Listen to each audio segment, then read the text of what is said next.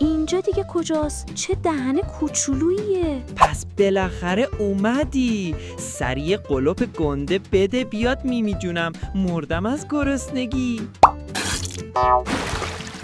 شنیده بودم شیر باید سفید باشه، پس چرا برای تو زرد بود؟ آخه تو چی سرت میشه؟